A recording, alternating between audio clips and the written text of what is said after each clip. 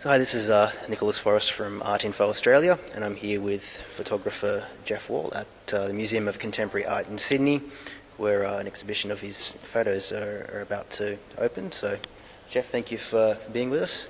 You're welcome. Now, so you describe your work as cinematography. So perhaps you could just explain what that means in relation to this image here of the Invisible Man. Well, I use the term because I always admired how filmmakers could start off a film project with anything. That is, it didn't have to be true, it didn't have to be in one style, it didn't have to be fiction, it could be any of those things or any combination. You know, you could make a musical, you could make a western, you could make a science fiction movie, you could make a documentary. So there's no one way of doing film. Sure. And I thought that should be applied a little bit more to photography than it had been to the time when I started remaking my work, because photography was pretty predominantly considered to be documentary photography raised to the level of art, and that was essentially what it was. And that is what it is, but that's not only what it is. So cinematography was an idea, or at least a notion that opened some doors. Mm-hmm. So perhaps if you could just give a brief explanation of the story behind this image. This image is called, after Invisible Man by Ralph Ellison, the Prologue. And Invisible Man was written by Ralph Ellison he completed it in the early 50s. And it's kind of considered the first really significant artistic achievement as a novel by a black American writer. And of course it's a very famous book, yes, particularly in the United States, where it's often on the college introductory English literature curriculum and so on. It's the kind of book that everyone maybe reads when they're young and doesn't read again for a long time, and that's what happened to me. I reread it again after many years and realized what a wonderful book it was.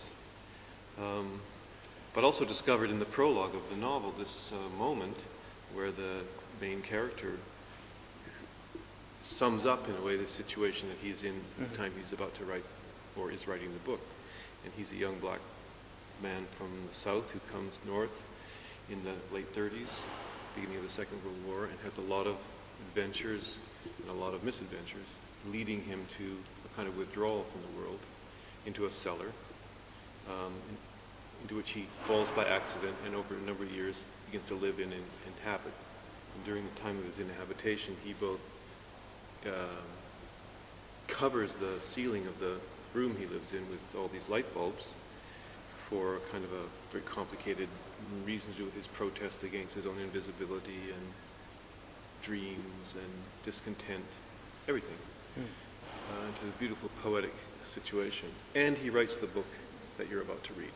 So he shows himself in his room, his chamber, his cellar, where he's written the book you're about to read, and it seemed to me immediately as I read it a remarkable sparkling image of creativity, of frustration, of revolt, of mixed feelings, and of course all about what being black might be, and about that time, and it just had all these things in it which seemed like just a trigger for a kind of image I'd never made before. So you recreated this entire scene yourself. How long did it take to recreate? I figure it took less long than it took Ellison to write his book, but it took me a while because he describes the space in less than a page. But the book tells you about what's in that room. So there's a lot there. But of course I had no physical starting place. I had no object, I had no room, I had no person, I had nothing. So of course I had to bring it all into being myself. So I had to make the room, I had to build it as a kind of construction. I had to furnish it. I had to do research on what would have been in it at that time and so on. So all the products you see and all the objects and light bulbs are that vintage. It's kind of the kind of thing that in a film, of course, they would do. The art director would design the interiors. It's the same idea.